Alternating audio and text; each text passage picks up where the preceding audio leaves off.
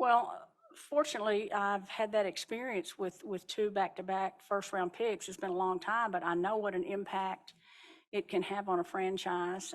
When we were able to select Lauren Jackson and Sue Bird, the rest is history. It led to, I think, what if they won 4 championships and MVPs and all of that stuff. So it's huge. Now, historically, we haven't had these players that have had a 5th year, so it leaves a little bit of question marks with who we might be able to get. In the past, you already knew, everybody was a senior and there was no more eligibility. So there'll still be some question marks as we move into the spring to see how 2 back-to-back picks could really impact us. What do you think, without knowing who could go pro like you do, so what do you think of this draft class in general and what it could mean for your team specifically? I think it's an extremely talented draft class. I think it's deep. I think it's a lot of quality talent at all positions, point, wing, post. As I've said all along, I hope they all come out. I hope they've all had 4 years, or some of them 5 years of quality play in college, and they're ready to move on to the next level. I encourage the players that have had 4 years to come on to the next level and get better and challenge your skills and be a pro, if that's what you want to be, if you want to be a pro. I understand the concept. You fell a game or 2 short of a championship and you want to go back. I get all that. But for the rest of them, come on out. Let's go to the next level. How do you balance what you're feeling in the moment of a lottery with the fact that you can't control anything about the outcome in that moment? Well, we've already done all we could do to get 400 balls, you know what I'm saying? So, unfortunately, we lost some games over the last couple of years, last 2 years, but then we get rewarded with the extra balls in the lottery. And so what I'm proud of is that we were able to get the top pick, but yet we were still competitive this past season. We don't tank, we don't quit. We fought really, really hard all the way down the stretch to get into the playoffs. I'm still convinced that had Nalissa Smith not gotten hurt, we might very well have gotten that 8th spot. So that's our character. That's who we are. And so I think we did what we needed to do to show our fans that we're better. We won 13 games. The year before we won 5. We had 2 All-Stars. We had the Rookie of the Year. We had 2 Rookies of the Year, the Rookie of the Year, and then 2 on the All-Rookie team. So we saw progress. I know last year you and Christy kind of went out to South Carolina, talked to Leah Boston, tried to convince her to come out. Are you going to do that this year with Caitlin? I would imagine that our pool of potential top draft picks, whoever they might be, we'll definitely see them play in person. And our approach will be just like it's been in the past and just like it was with Leah Boston. You have to do what you need to do. You have to do what's best for you. That we're not going to beg anybody to come out. We're not going to coerce anybody to come out. But that's just the way it is. But we'll do our due diligence, and we'll probably be in 3 or 4 gyms. There was a buzz about the Fever going into this last season that previous seasons really didn't have, and the team really improved in a lot of different areas this last season. But are there any areas of emphasis you guys are really looking at as far as a potential player to draft at number 1 this time around? Well, we need to score more points. We need to defend better. I can tell you exactly what we need to do. I was disappointed in our defense this year. Everybody knows that. The staff knows that. We don't have to be number 1, but I want us to be in the top 8. I'd be happy if we're in the 8th in the defensive categories. That's part of our identity. So let's don't say we're going to be good defenders and we're going to be tough defenders and we're going to be disruptive, and we don't do it. And we need to score more points, and we did score more points this year. We shot better from the 3. We got to the free throw line. We shot better free throw. So our offensive stats went up. And I know our new coaches, a whole new staff, new head coach, putting in a system takes some time to gel.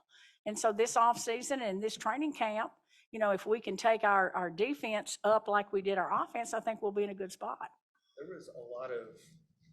There was a certain fun factor around this team this last season that I don't really feel like was there in 2021 and in 2020, but a lot of things changed in between seasons. Can you pinpoint a couple of what those things could have been going into 22? Sure, I that know really exactly added to what attributed to that is changing the staff. Christy Sides is high energy, enthusiastic. It's contagious. Enthusiasm is contagious, and so she's a relationship person. She worked long and hard to connect with the team that she had last year. Her staff is high energy and hard workers. And so that right off the bat really helped. And then you add Aaliyah Boston, you know, the number one pick to the mix. So we're already better. Kelsey Mitchell came back. Kelsey Mitchell got better. Nalissa Smith got better. We brought in Christy Wallace and Erica Wheeler. So the changes that we made were all positive. And so that attributed to us having a better team. Lynn, you've talked in the past about, you know, with the top pick, you want to take the best player available, but beyond that, with free agency and your later picks, is there any positions you think are more important, or you just talked about defense? Is there any skills you might be more interested in with those resources? Well, I think it's fair to say that we really like our inside combo with Smith and Boston, the two young bigs.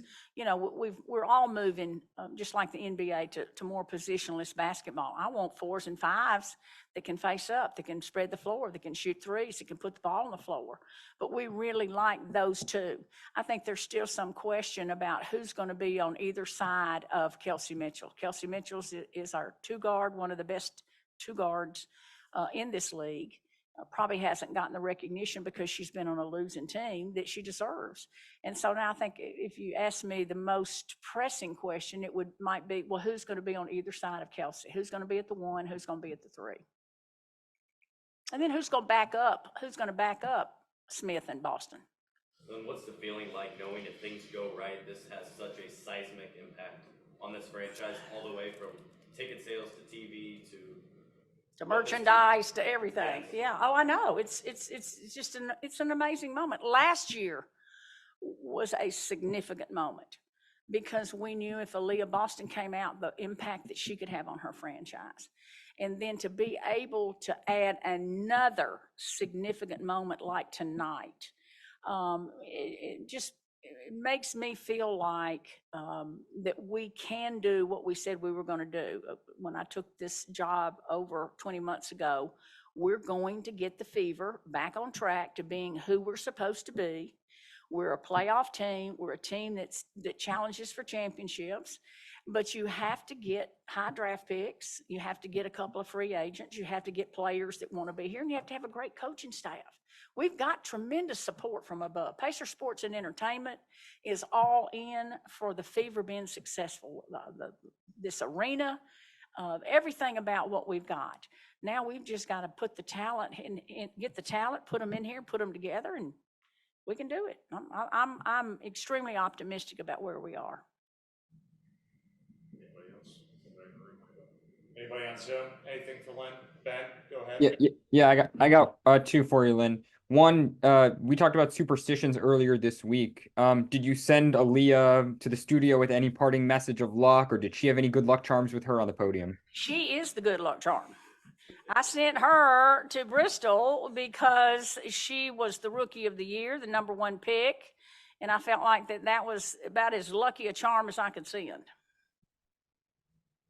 And second one is just, you talked about how last year was a significant moment and this year was too. Did it feel any different, the anticipation, the lead up, and then eventually winning the pick? Did it feel any different this year compared to last? It felt a little different because one of my lucky charms that I wore last year is worn out and I could not wear her again. So I was short one of my lucky charms. So I was a little nervous. But I had another substitute lucky charm on under this sweatshirt that I wore the day we won the WNBA championship in 2012, and I thought, well, that'll be a good substitute. Anybody else in the room on Zoom?